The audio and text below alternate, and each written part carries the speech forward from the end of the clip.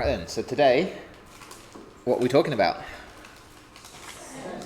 Hey, almost everyone answered. Set. Yes, we're talking about set. Now, what is set? It's a data structure, a data type in JavaScript, yeah. So when was it added? What year was it added to a language? Did someone say 1960 or something like that? I don't think JavaScript was around then. It's newish, yeah. ES6, ES 2015, so 2015 it was added. In that year, JavaScript added quite a few new data structures, as well as set. What else did we add? What else did the language add? Spread's not a data structure, it's more of an operator to work with data. Map, yep, so we've got set, map. Say again, Vivian? Async's more syntactic sugar for promises. But promises, might have come in 2015 as well. Good point. Fetch is an API, so not necessarily a data structure. We're just looking at different ways of storing, mainly collections. We had in 2015, so similar to arrays. Sets, we can store lists of items similar to arrays. Map is mapping one value to another value, so almost like aliasing things. As well as map and set then, any other ideas? Victor, I think you mentioned, sorry, not Victor, Walter, I think you... Symbol. Yeah, symbol, exactly. Symbol's one. Yep, so that was a new data type as well. Pretty much, if you look at the documentation of that, they say its only uses for objects and for using a symbol as a key in an object. So it's quite limited use. And again, I think a lot of these modern ones, they haven't come into popular practice too much.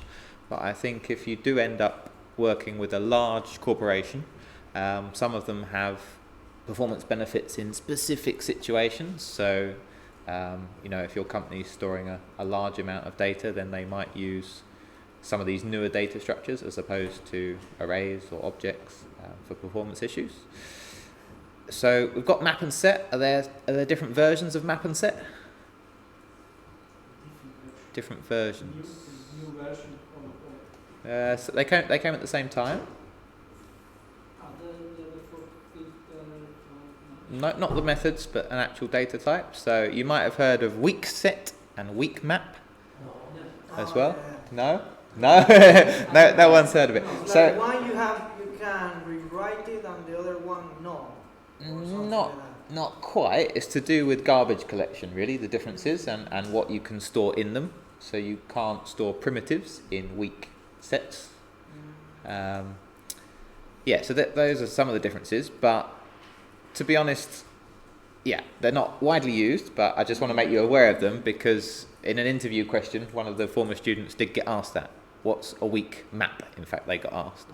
And they were thinking, map, I know what map is, that's an array function, right? So they started describing that, but of course it's something completely different in the interview question, and it just shows a broader knowledge of the language, I guess, that you're working with. Even if you haven't used it too much in your code, in production, maybe good just to have an idea that these data structures do exist and they are available for you to play around with.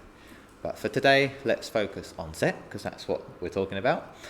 And anyone know how to create a set? Yeah. New set. Yeah, so what's that new operator doing then? What is that? It's an instance of a prototype object. Yeah, so it creates a new instance of either a built-in object, in this case set is built-in, or of an object that we've created ourselves. So it invokes a constructor function. So either we've defined that constructor function, or it has been defined in the language for us.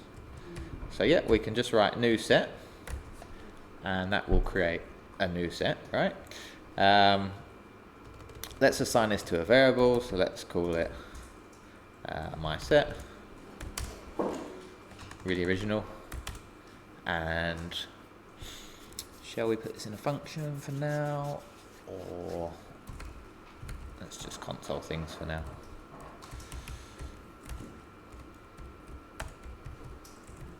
Okay, cool.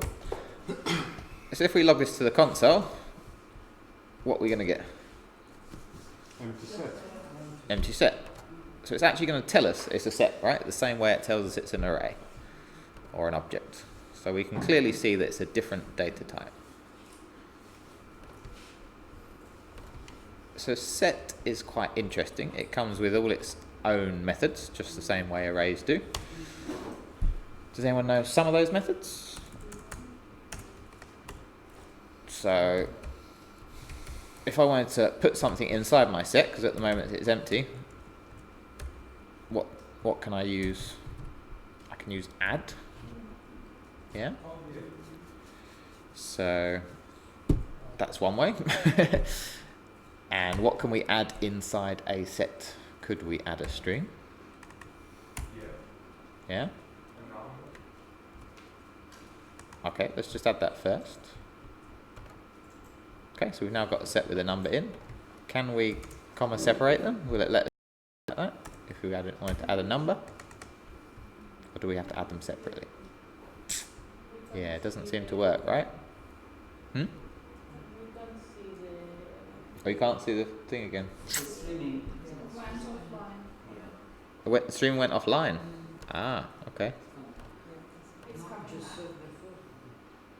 Okay, I think we're all good. Can we see the console on this though, or not? Well, that's the. Oh no, I think it's on my laptop there.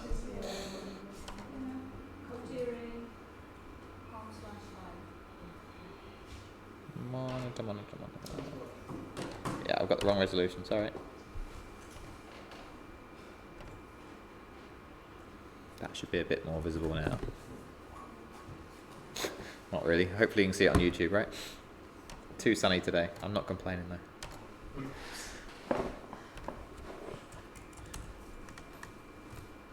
Okay, so we can add things individually like that, which works in some cases. If we've already got an existing set, we just want to add one thing to it.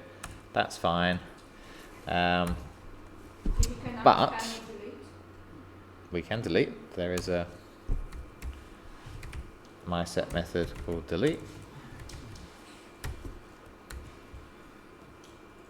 So if I deleted the number 7, we should still just end up with the string. Cool. And if I deleted that, we should end up with a number. Zoom it. Contrast a bit as well. That's the best you're going to get, I think. Or maybe that. I think that previous one was like more. The brightest, yeah. That'll do for now. For now, yeah. Cool. Yeah. So we can add and delete things. If we've got a long list of things, we can also clear them completely. Empty set again. Yeah. There are various other built-in ones, but the main. Does anyone know what the main use of set? I suppose the main popular use that we've done, that we've used it for in JavaScript. So set unique property, I guess. If I added,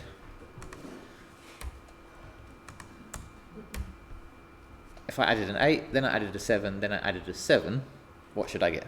8 will be 8 and 7. What if I do not? Just 8 and 7, not 8, 7, 7. Yeah. So we can only add unique values to a set. Yeah? So it has to be something completely different. Yep. I was going to ask a question, maybe this is the best time. What would be the reason of introducing a new data structure? Because we have arrays, we have objects. What is it that the world couldn't do, so that set was introduced? Yeah, I don't necessarily think it was what they couldn't do, but perhaps we've got other data structures in other languages, and people are used to working with these things in other languages. And They have tuples. in Python they have tuples, yeah. So they have array and tuple. So here they did like the same. Yeah, or dictionaries, in array as well, just other ways to store collections. Yeah, the same. Exactly similar, right? It depends on the language and the implementation of that structure in the language, but This is more for alignment to other languages. it's alignment, and as I say, in unique cases, performance issues as well. If people have identified a little gap in the language, like people like having maps to have this huge string of data, and then just map it to the value data or something like that. Not as a key value pair, but literally to alias it, just so that it references it. It maps it directly. So whenever you want to reference that, you can just type in data, and that will alias all the other data, as opposed to having to reference it, chain it into an object like my data and all stuff like that. And people just like having that little functionality to alias. So they're small improvements, to be honest, but It's an improvement. it's an improvement, and it just gives us more flexibility in the language and more unique ways to do things. But to be able to have an object that only stores unique values is actually really useful in a language, right? Because when you're working with databases and you're working with data, you don't want to duplicate people's user details. You don't want to duplicate this. You can have as many of the same thing as you want. And there's no sort of way of easily checking that. Of course, you can write a function to do it all for you, but it's nice if the data structure itself just doesn't allow that, right? How about when you're doing your challenges and we've got all these scores, and we don't want you getting duplicate scores and scoring 7,000 points on one challenge? Yeah, we want to make sure that there's only one score in that data set. So maybe we'd use a set, maybe we'd use something else, but at least we've got the flexibility. Yeah. So as we've seen, we can just store unique values in sets. So how about creating a set from a different data type, like an array? Is that allowed? Yeah. How do we do that? Just for brackets inside it. Yeah. What should I put in there? I'll just put some numbers for now. Yeah. Yeah. Yep. Okay, so that will create a set from an array. Then it will try and add 8 to it, the string. Then it will try and add 7 to it. Then it will try and add just a random string to it. So what we're going to end up with? But it won't add them to the array, it will add them to after the array. Well, we're adding to my set, right? So we'll add them to the set object that we've created. So we're going to end up with 4, 5, 6, 7 once, 8 string, and then another random string. So array will be stripped out and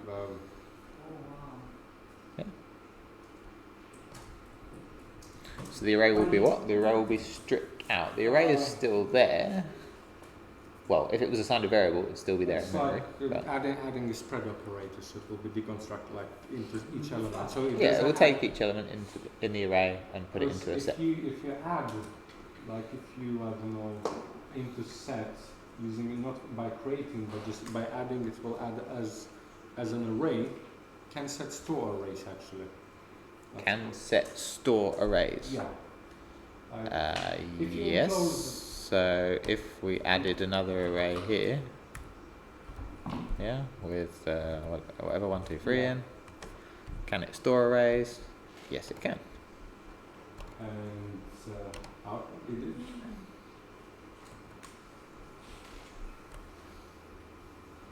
Yeah. Okay, yeah. Okay. Array of so 3 elements. only on creation it will strip. Yeah. So what it's doing is the new set constructor can take an argument, and that argument has to be an iterable. Now, arrays are iterable. Objects, by default, are not. So if we put an object in there, Object will. you saw this morning? You talked about that this morning? You mentioned that objects are not iterable because it doesn't have indexes basically. The Yeah. properties come in an order that you cannot read. Cool. Yeah, nice. So obviously that was mentioned this morning, and we can see that in our console, or in our script, we've got a warning anyway, which is telling us the exact nature of the error. Object is not iterable. Cannot read property symbol dot iterator. That's what we're looking for. We're looking for an iterable object in there. So on creation, string will be like each character String. will be put separate. Yeah, very good point. So if we created a string and we said hello Villius, like that, right? Yeah. Yeah. Then you're saying, will it iterate over each character in the string and separate them out into separate elements? Yeah. Yeah, I totally agree with that. Let's on just see it in. On an add, you can add as an element. Yeah. But constructor will strip anything. The constructor iterates over each element, so we've got H, E, L. We haven't got another L, of course, have we? Yes, because there's two L's, right? So you're actually not going to get hello Villius because it's stripping out the non-unique characters. Yeah. So yeah, not the best way to do it. But then yes, you're quite right. We could then add a string that says whatever we want, and it will keep that string just as one item in that set. So why do we need the new word? Because there is no literal way to create a set in JavaScript. So when you create a string, you can just say let string equals that, right? And that creates a string. Have we got a new string constructor in JavaScript? We should. I think we have, right? No, but I think that's the only thing why we don't state that we create new string is because it's kind of shorthand. Exactly. So because in other languages it's the same thing. Like I don't know, constant objects won't have, but if you create new object, you will always have to call constructor by using a new keyword, new, I don't know, class, and after whatever you pass to. And if you pass a number to that, to new string? No, you can create a new number and something. It will still create a new object. yep. So that has still created a new object wrapper for the string. Yeah. Yeah, it's still the same string as. Yeah. So we can still get a string from a 0. It will coerce it into a string. Yeah. I have a performance penalty. Performance penalty. What for using sets? for using set? Yeah, how much, how long, like, I mean, like, if I have quite, I don't know, let's say, I have 1,000 elements, Yeah. like, in a set, how long it will take, Compared to what? Compared to array? compared to, I don't know, any loops or something else, like, with check, because you can create yourself methods. Yeah, I think it really depends on your data structures. You'd have to run the tests yourself. In general, But in general, because it's expensive objects, should be. I don't think it's an expensive object. Set's an expensive object, not compared to arrays necessarily. So anyway, coming back, the new constructor is just a way to create new objects in JavaScript. Yeah. Okay. Yeah. So because we have these shorthands for arrays and for strings, then we use them, right? They're easier.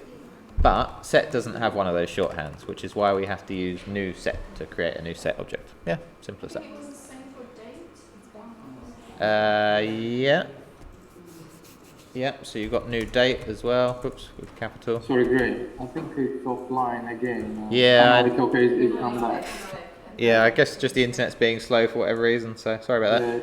Yeah, it's kind of like coming and going. Okay. Yeah. It's back. It still says it's streaming, but it's obviously just being a bit funny. Cool. Yeah, so one common use of a set is to, if we've got an array, is just to strip out all the non-unique values and then convert it back into array. So in other words, we just want to have an array of unique values, right? So we've worked out that we can send it an array and we can strip out the non-unique ones. Then how would we turn that back into an array? So let unique array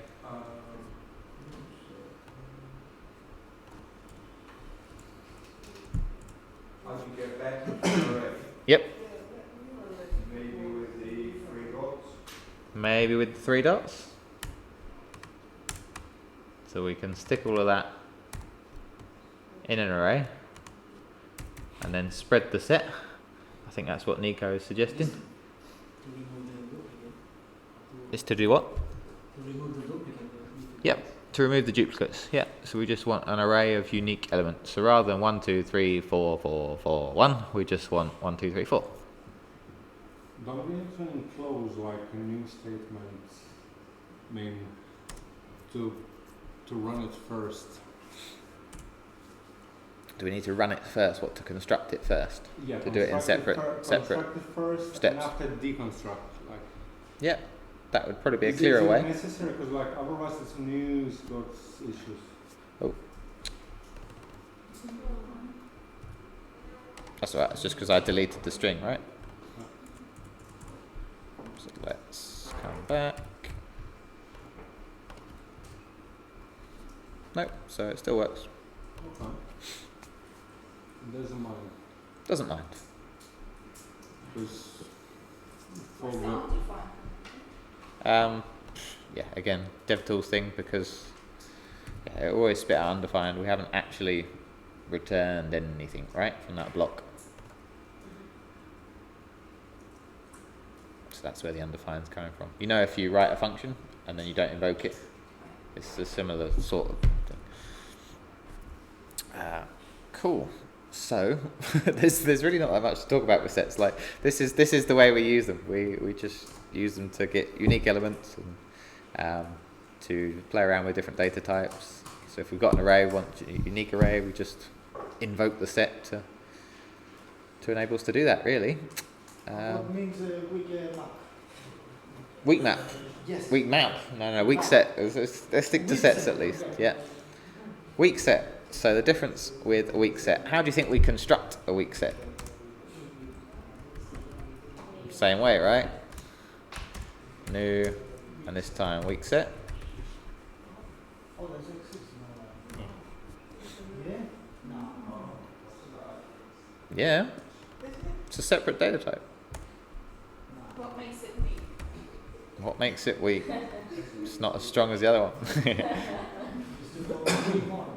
Yep, so we got a weak set. Yeah. Doesn't eat spinach, apparently. Hasn't got sailor tattoos. I like your sailor shirt today, by the way, Nico. You got the stripes on today. Sorry, we are on YouTube. I should probably focus, right? Let new weak set. Okay, so we've created a new weak set. So I said there were a couple of differences. I said that it couldn't store primitives. So if we try and add a primitive, which we all know, numbers, strings, things like that now, to our weak set, what will happen? Oh, error. Number 7 is not iterable. Cannot read, blah, blah, blah, blah. What about the Sorry, I didn't actually mean to do it like that. I meant to create an empty set, and then can we do weak set add?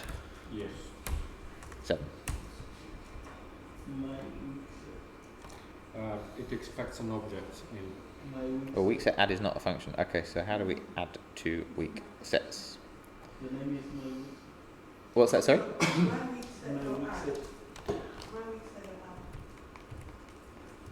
Weak set. So what methods does weak set go? It's got a lot less methods for a start. That's one of the differences. So it's a smaller data type. It does have add. And you wrote weak set and you define it as my weak set. What was the error, sorry? My weak set. You do Thank you very much. Yep. So we now should have the add method attached to our weak set object because I've called it the right thing. But invalid value used in weak set. Yeah? So that's because we cannot add a primitive to it. We could add an array to it. Yeah? And we could add an object to it.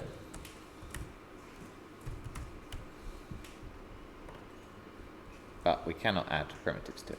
Can you add an empty array? Yeah. Is empty array a primitive? So empty array. Yeah. Can you add empty array plus empty array? Empty array plus empty array. So what's that going to do? I don't know. You've been watching WAT again, have you? Yeah. Empty array plus empty array is... A string, no, something like empty string.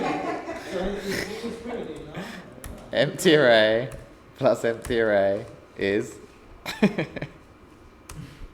Okay, let me get rid of this one because this is going to cause problems. Empty array is undefined. Really? Maybe they've changed that then. So we're trying to add undefined, which is the primitive, right? Or we'd be trying to add an empty string, which is also a primitive, so it's not going to let us, right? Okay. Thanks for the question. Yeah, and we come across, I guess, a different method there as well that both set and weak set have, was the has method.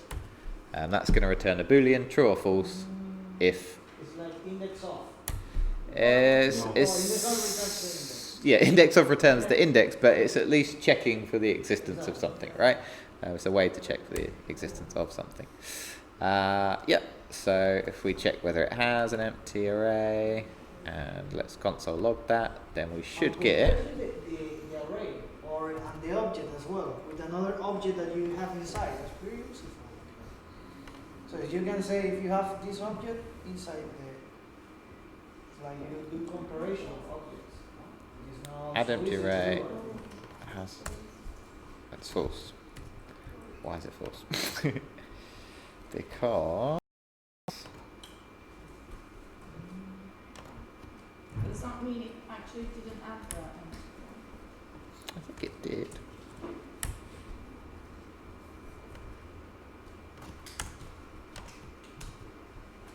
Yeah, it's in there. It's offline. Offline again. Oh, Right. Yeah, that's interesting behaviour.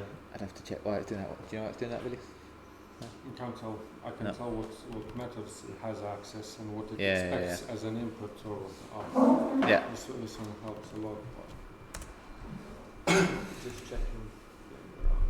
Cool. So that one difference is it has less methods available to it. Another difference, weak set, is that it can only store complex values, complex data types. Another difference is that it has garbage collection. And we haven't talked about garbage collection, and we're not going to do a big piece on it here, but in other words, garbage collection in JavaScript is automatically managed by the environment that it's in. And garbage collection just means that when you've finished using a variable or a value in your program and there's no more references to it, so there's no more pointers to it, then it gets garbage collected. It gets deleted from memory. Your program doesn't need it anymore. Whereas with a set, the data will persist.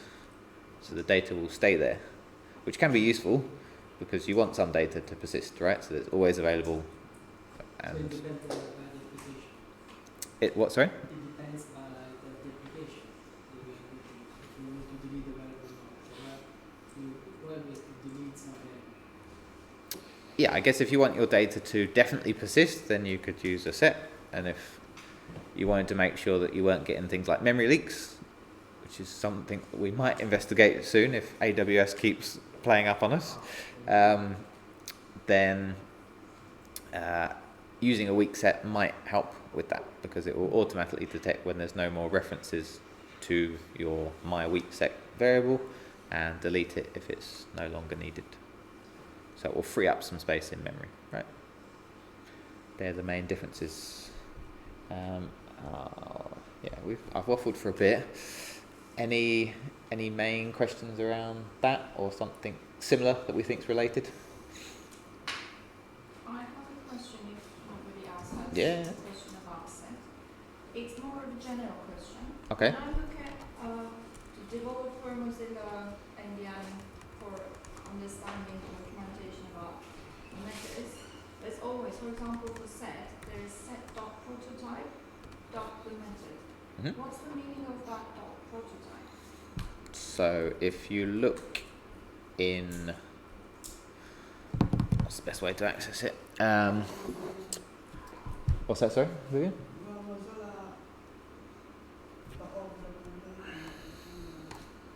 Yeah, set in the end, when you just, it's the first thing that comes up. It's showing the methods with prototype. So the built-in set object will have a prototype attached to it. We haven't talked about inheritance, and we will do that as well.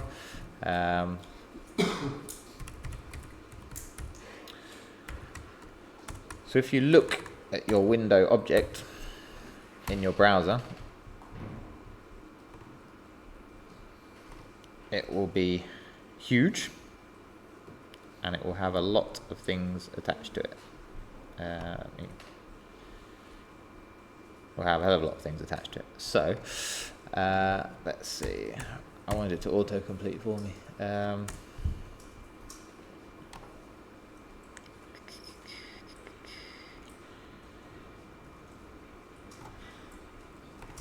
Be attached to the document, will it?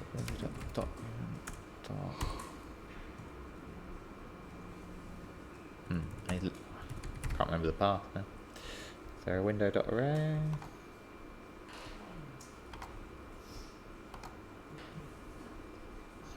So let's just return the array method.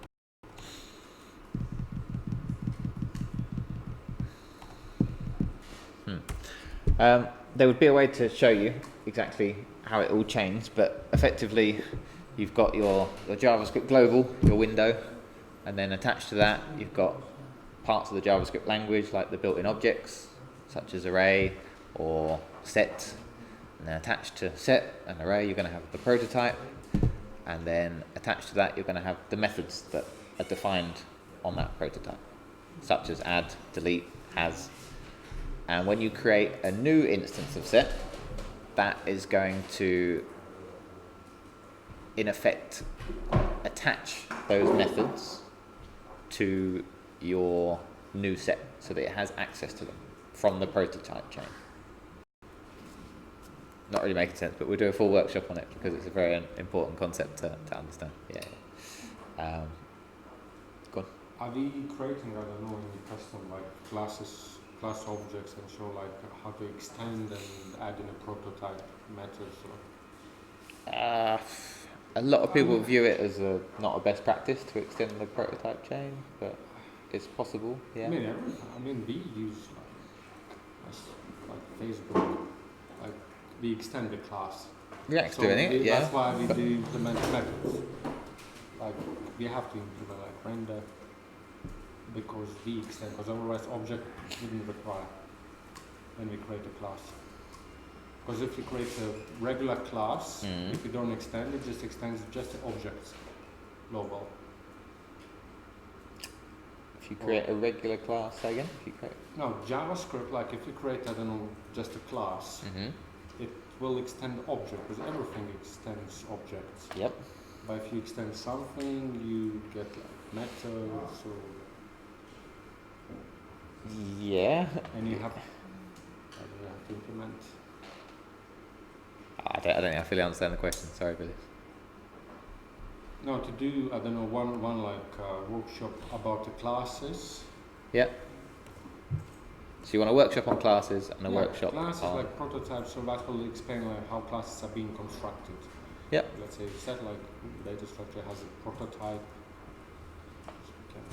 Yeah. Yeah, sure. Because we're already using them in React, so yeah, to understand how classes are working in JavaScript. Definitely. Have we already got one? I'll have a look on YouTube for you. We might already have one.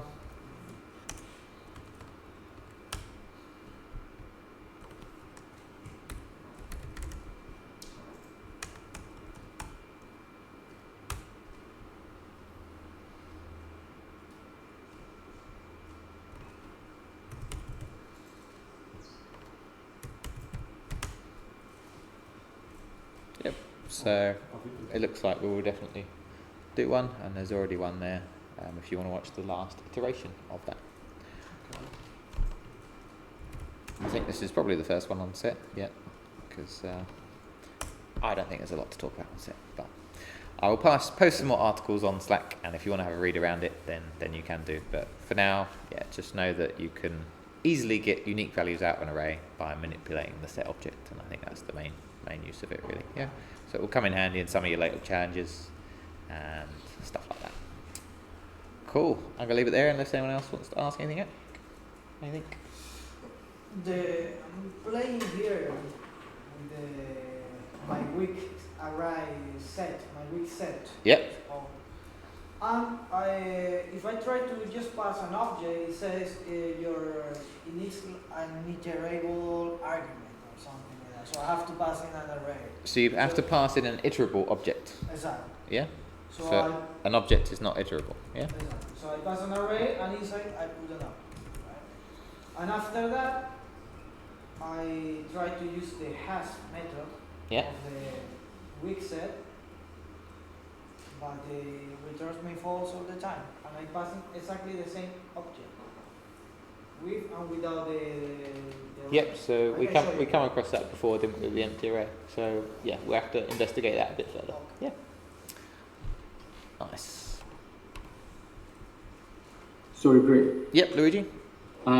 Quick one. I mean, I think you summarized it pretty well. I mean, as in if you got to the core of it, as in it's to use to remove all the duplicates in an array. So beyond arrays, is there any other use of it beyond this case? I mean, it's standalone. It's a standalone data type. If you just want to store a collection of values and just check whether those primitives, for example, exist in your data, then it can be used like that instead of creating a full array. Yeah, as I said, searching over it might have performance benefits depending on your data. So if you were just searching over it to see whether something existed, maybe using the set has method will be better than doing an existence check on arrays. Yeah, it's so many dependent factors, unfortunately. I understand now. Sure. But yeah, there's not a lot of common use cases at the moment of set and some of these new data types, but as people get more inventive and popular libraries start to use them in their code, then people will see how to use them professionally and copy, essentially. Perfect. Thank you.